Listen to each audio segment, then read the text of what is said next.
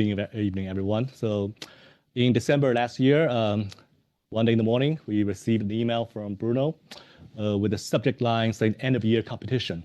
So for a few seconds, I got a bit nervous, but it was okay.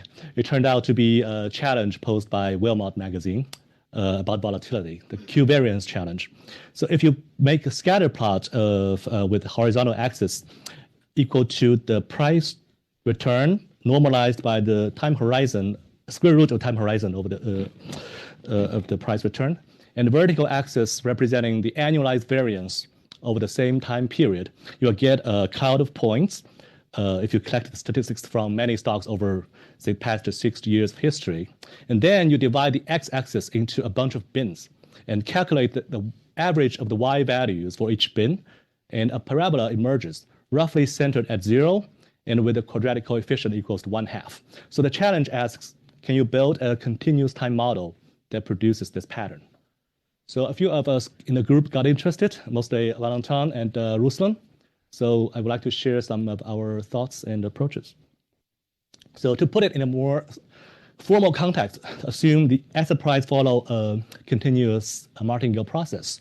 And the Q variance problem is concerned with the conditional quadratic variation conditioned on the terminal price, and whether such relationship is a parabola with a quadratic coefficient equals to 1/2 for any time horizon.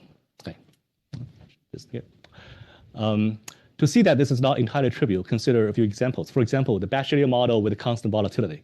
In this case, the average of y values will show a horizontal line located exactly at the constant volatility. So it's not a parabola. Next, Heston model. In this model, the instantaneous variance follow a CIR process. The conditional quadratic variation does show a non-trivial relationship, but it's not quite a parabola. The Heston model does not have enough volatility for the winds to curve up. Next, the Gauge diffusion model, which is a continuous time limit of the discrete time Gauge 1-1 model. So in this model, the conditional quadratic variation with respect to the price return does show a parabola, but for different time horizons, the quadratic coefficient is not always 1/2.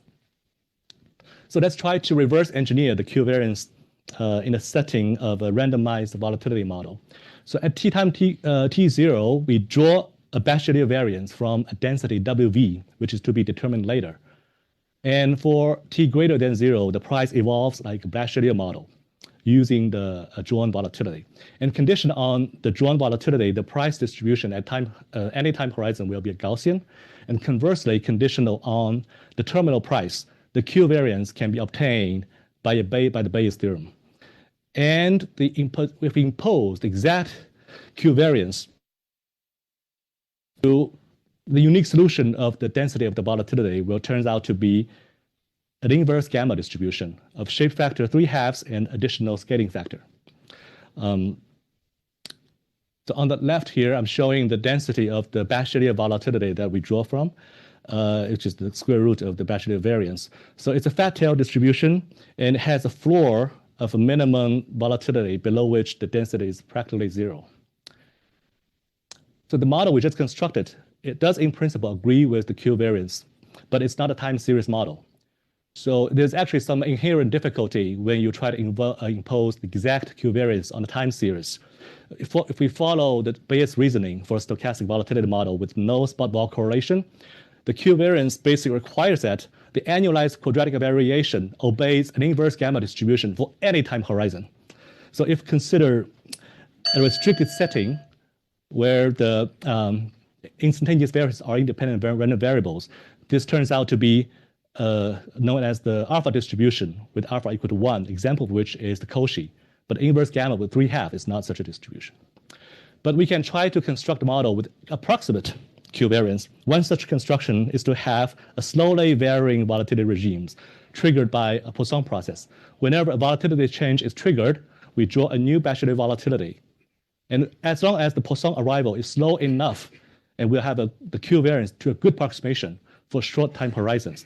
But to see how the Q variance emerge from this model, we do need to simulate a very, very long time series.